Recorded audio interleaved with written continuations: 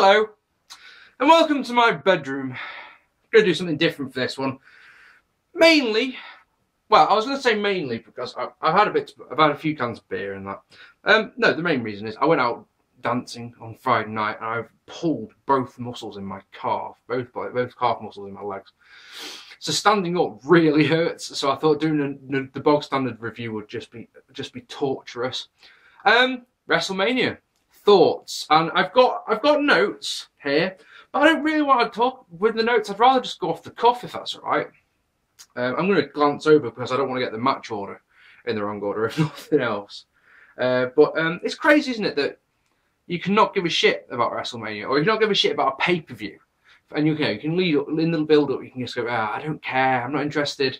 But WrestleMania is a little bit different because you can say, I'm not fussed, I don't care about this one, but in the hours leading up to the show, you start getting that nervous excitement that only WrestleMania can bring, can't it? It's a very interesting one. About an hour into the pre-show on this one, I started thinking, like, yeah, man, WrestleMania. Looking forward to this one all of a sudden. Speaking of the pre-show, there's a nice segue for you, isn't it? On the pre-show, there was a fatal four-way elimination match that was far better than I thought it had any right to be, especially with Los Matadores in there. I didn't think this was going to be anything special. I thought this was a good match. There was a couple of dives to the outside that Los Matadores did that was really, really nice. I love the uppercut and neutralizer elimination that Cesaro did on Ryback. I mean, I predicted that the Usos were going to win, so that was a good little thing. And then, of course, we got the face turn at the end by Cesaro, which is never a bad thing, is it? We're at the Mercedes-Benz Superdome. I think there's 75,000 people there. Is it just me, or did the arena, did the crowd sound louder than the last couple of years? It might have been the crowd, might have been the building, might have been the fact they've got more mics, I don't know. Hulk Hogan comes out. Nice little botch at the start, calling it the Silverdome. That was funny.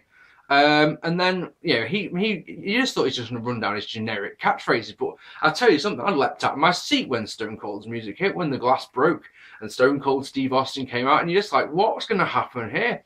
And then we get a little bit of a stare down, and you're just like, ooh. And it's like, come on, this is a guy who will never wrestle again because of his back, and a guy who probably shouldn't wrestle again because of his neck. And you go, I don't care about anything like that. At this moment in time, just fucking get it on. I want to see you two fight. Isn't that crazy? And they have a little bit of back and forth, and it's all good. And then the Rock's music hits. And honestly, the hairs on my arms stood up. And you're just like, this is amazing. This is a classic moment, 31 minutes from the start of the show, to the opening bell of the opening match. It's one of those times where, all right, it's a 4-hour show, don't care. I'm not interested. And you understand, that some of the undercard matches are going to go ridiculously short because of this, and you still don't care. Absolutely incredible, incredible moment. It really was. And it's the type of moment where, I don't know if anyone else does this, but I sent texts out to my friends who are, vaguely, you've got wrestling fans, you've got friends who used to be wrestling fans, who used to watch wrestling with, and then they just don't give a fuck about wrestling anymore. But when you see them, they ask you about wrestling. If you still watch that wrestling shit, they'll say, oh yeah, I still watch it. Oh, what's The Rock doing these days? Sort of thing. Generic comment. I'm sure all of you have got fucking friends out there that are like that. Well, I sent my friends that are like that the same text. Dude, Hogan, Rock and Austin in the same ring at the same time, marking out. Like, and the replies coming back, and no fucking way, I don't believe it, sort of thing, First contest of the night was Daniel Bryan defeating Triple H. And as you can probably imagine, I'm sure anyone who watches my vids on a frequent basis was watching this one going, bet Mark Pierce fucking loving this. And of course I was, because Daniel Bryan comes out with a giant bandage on his shoulder, doesn't he? So of course, as everyone knows, anyone who knows wrestling knows that if you've got a bandage, that's a target. And of course, if there's a target, the wrestling match, the psychology and the storytelling of the match should tell itself, shouldn't it? It really, really should. Because of course, Triple H, being the ring general that he is and the old timer that he is, he did exactly what he should do and worked over the arm. And of course, my Twitter feed exploded when Triple H hit one of my favourite fucking moves, a bloody Tiger Suplex of all things. Not only did he hit it, yeah, fucking Tiger Suplex was trending a couple of minutes later because people were so amazed that Triple H had pulled this move out. It's one of my absolute favourite wrestling moves. I absolutely love it. And I was so impressed with it and so marked out so much that I knocked my drink over, which meant that, normally when something like that happens on a wrestling show, I'm straight on the Twitter like, oh my fucking god, a tiger super. This was like, oh shit, I'm sat there trying to mop up this fucking drink. No, I want to watch the match, damn it. Yeah, I thought this is one of those times where I should probably be watching the match again before I do a review. Sorry, but I mean, I'm honestly tempted at this moment in time to go the whole hog and give it a straight 5 stars. And it probably is as good as an opener as Brett versus Owen that we watched and reviewed at WrestleMania 10 recently. I absolutely straight up love this match. It was fantastic, and of course we were all expecting the screwy finish, weren't we? We were expecting the main event to be a 4-way match, and it wasn't. We got a clean win, which was genuinely surprising. Next up was Shield defeating the New Age Outlaws and Kane. This one went 3 minutes, and in my opinion, I have no complaints about this at all. It was, everyone knows that I have had very little time for the Old Age Outlaws since they came back, so I just wanted to see them get their asses kicked. And, that surely is the main part of a heel. So to have the Shield come out and just absolutely obliterate them, no problems at all. Love the double spear, and of course I love the 2-way triple powerbomb spot at the end. Absolutely no problems with that whatsoever. We had a skit in the back where some guys were playing with figures, and of course the whole point of this was to set up the fact that a lot of people were not getting entrances. In fact, in the Jobber Battle Royale, the Andre the Giant Battle Royale. Only Sheamus and the Big Show got entrances, which is fucking, I don't know. You got a 4-hour show and only 2 people could actually get an entrance. This was an interesting one because, for the most part, it was just an all-right match. In fact, I took some notes on this one. I want to talk about this. There's a couple of spots that happened in this one that, I love the fact that they didn't mention Miz's first Mania loss in any way, shape, or form. That was funny. Kofi, that's the one. That's what I wanted to talk about. Kofi gets launched over the top, and lands on his back with his feet on the steps, and you're just like, that's fantastic, because of course he wasn't eliminated. That's absolutely fantastic. But yeah, it's the last thing. The last 2 are Sheamus and not Sheamus, sorry, Cesaro and Big Show, and you start to look at those two going, yeah, all right, then we got the face turn from Cesaro, but Big Show's winning this one. And then when Cesaro picks up Big Show, you're like, holy shit, that'll fucking do me, because you're just expecting a scoop slam, aren't you? But the fact he actually dumped him out, like, yeah, that's fucking incredible. There's your WrestleMania moment right there. And straight away, I mean, that gives you the credibility, doesn't it? You don't just need to turn face on your teammate on the pre-show. Now you've got some credibility by doing something like that. Fan-dabby-dozy. Next, John Cena defeats Bray Wyatt. As you can probably imagine, I'm not that fussed that, I'm not angry that John Cena won, because I thought these two put on a really good story. The way that Bray was really trying his absolute hardest to get into John Cena's head, and the fact that John Cena was letting him into his head was really, really good. I like that. And what I thought, is it bad that the notes that I've got written there, the majority of them say along the lines of, it's awesome to see Cena coming out for his match 100 minutes into this pay-per-view, not in the main event. He's nowhere near the championship, and it's this is where I'd like to see Cena for the rest of his career, is the truth. But of course, I've got written down there, but I'd also like to see Bray Wyatt getting the win here. As I've said before, Cena's in a position where he can make people now. He can help put over the new talent, because he never needs to win a match for the rest of his career. Let's put it that way. It wouldn't affect him in any way, shape, or form, would it? But I mean, I like to see the different side of Cena, is what I'll say on this one. And it was an all right match. The thing is, oh fuck, what I was going to say there? Shit, I was going to say something and I've completely lost my place. So we'll move on, because of course the next match is the one that we're all talking about, isn't it? My Facebook inbox blew up at the end of the next match. My Twitter feed went mental. My Twitter interactions went absolutely through the roof. Direct messages on Twitter through the roof. Text message, my phone was red hot. And literally, it's one of those times where you don't really need to talk about the match, do you? Because the match becomes inconsequential, doesn't it? When you're just completely stunned. I'm completely stunned. No one I've spoken to No, I don't think has said that Undertaker's losing. Just no one.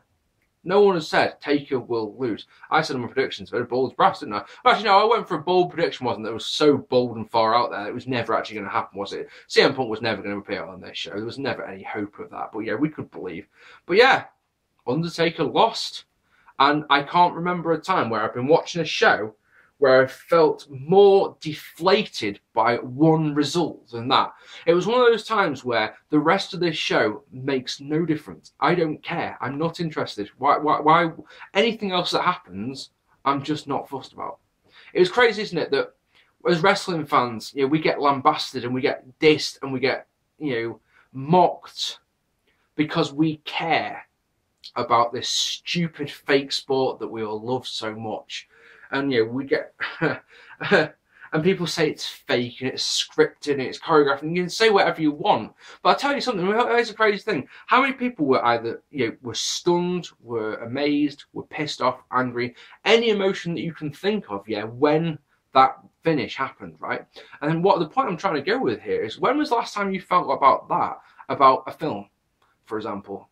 Or because our go-to response when someone tells us that wrestling is fake is, well, so's that film that you love, so's that TV series that you love. Remember on Game of Thrones where so-and-so got killed? If we didn't actually kill him, it's not real. But when was the last time you were watching an episode of Game of Thrones, for example, and you felt like that? When was the last movie that you went to the cinema that you saw that left you as shocked as you were tonight? It's crazy, isn't it? Because we're all so emotionally invested in it. And it's so... Taker's not beatable at WrestleMania. Taker wins. That's just what he does. Taker always overcomes the odds and always wins at WrestleMania. But that's the crazy thing about the streak, is we've all seen Undertaker lose a lot. He's lost a lot of matches over his career, and none of them matter, do they? None of them matter at all. Not a single one matters. But this one tonight, this one will live in history forever. And if you were there live, big props to you, because you saw something genuinely special tonight. I mean, if you've been to WrestleManias and you've seen title matches and you've seen Roddy, and you saw when you were there when Shawn retired, for example, and you were there when Ric Flair retired, for the two that come off the top of my head, those are big moments. But this one's a capital letters big one, isn't it? Match itself, I was enjoying. I've got to say, it's one of those things that for example, right, the old school counted into the F5. You sat there, and of course, because you're so conditioned to it, you just sit there and you go, one, he's going to kick out, he is going to kick out, he will kick out, and there's that moment of self-doubt where you go, oh, Jesus Christ, and then he kicks out, and you go, oh, phew, thank goodness for that. And that's why I think the finish is one of those, like, what's just happened? And of course, like I say, my Facebook wall, woomph. My Twitter feed, whoomp. And then, of course, with the other thing is the interactions on my Facebook messages. 50, I think, in one go or something ridiculous like that. What's just happened? What the fuck? I can't wait to see your review because I know you're going to go mental and things like that. Interactions all over the shop. And just like, I just had one word. I just put one word on Twitter, which was stunned. Because I just couldn't function. I just couldn't, it's one of those crazy things, isn't it? Listen to me. I'm talking about a fake fight where two guys were pretending to beat each other up. But I was legitimately gobsmacked. And it's like I said, I was just, I thought to myself, like, unlucky whoever follows that. It really was one of those times, wasn't it? Oh man. So yeah, it was a good match. I enjoyed it, and it was just one of those. I just don't think that the right person. I don't know. Having a part-timer, it doesn't do anything for Brock. The Brock Lesnar's the man who beat the streak. Whoop-de-doo. It's like I would have given it to someone who was on the rise. An example I'll give is, maybe not this year, but next year, give it to someone like Roman Reigns, and it would have done wonders for their career. You could have used that as part of their career for the rest. But they could talk about it for the rest of their career. It's like the Undisputed Championship with Chris Jericho, the only man to ever beat Rock and Stone Cold in the same night. He lived off that for years. He still talks about it to this day, I'm sure. And it's like, if Roman Reigns or someone like that could have done that. That's what I thought. I've always thought that something like that someone who will do good should end the streak. Brock Lesnar, he's a part-timer who wrestles 2 times a year. And you know, where does he go from here? Unless he's going to come back for a full-time schedule. I'm not angry about it because it's one of those things I can't get angry about it. It's just it's more one of those. It's confusing. You know, does that make sense? Anyway, we talked about that one for long enough, haven't we? AJ won the Vicky Guerrero Invitational, which is nice for her. And then in the main event, we got what we wanted, didn't we? As Daniel Bryan defeated Batista and Randy Orton in a good triple threat match to become the new WWE World Heavyweight Champion. I think I'll stop doing that. Bryan, in a nice little touch. I love the way he comes out and he leads the yes chants, but with just the one arm because his left arm's so mangled from the opening contest.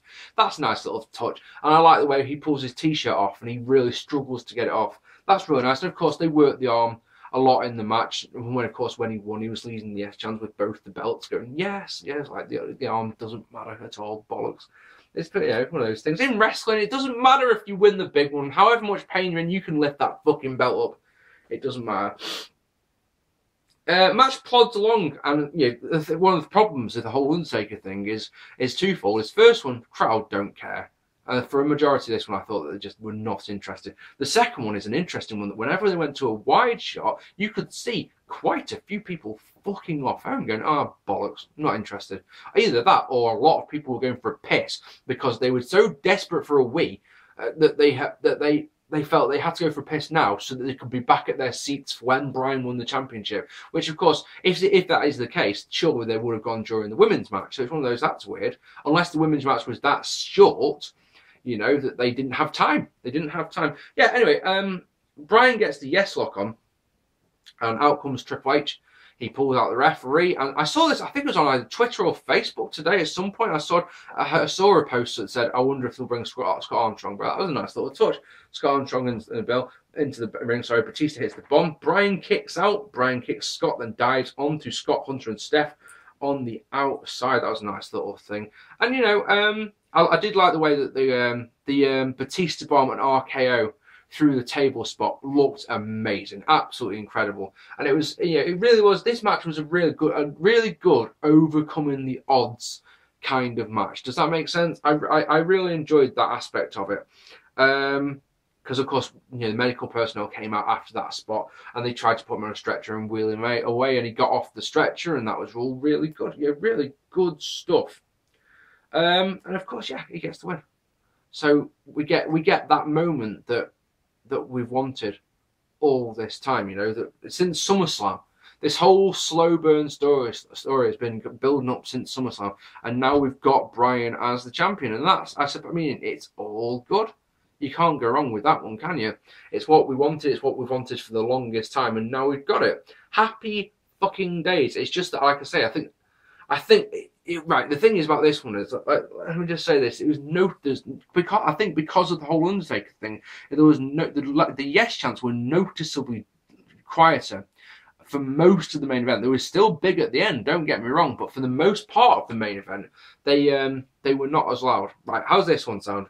I'm gonna quickly edit this and put this video online. If you would like me to do a full WrestleMania review with star ratings and play-by-play and all that, my usual style of review, please let me know and I will do so. All right, but I just thought I'd quickly get on some thoughts while they're all fresh in my head, sort of thing. Does that make sense? What did you think of WrestleMania? Please let me know down below. I'd be genuinely intrigued to see what you thought. Were you angry about Undertaker? Were you vexed? Did you just go, meh, don't care? Is it one of those things? Yeah, I'd love to know. I'd be Mark P. If you don't want a full proper WrestleMania review, I'll be back in a couple of days with a Raw review. I've been Mark P. Thank you so much for watching. Take it easy and good night.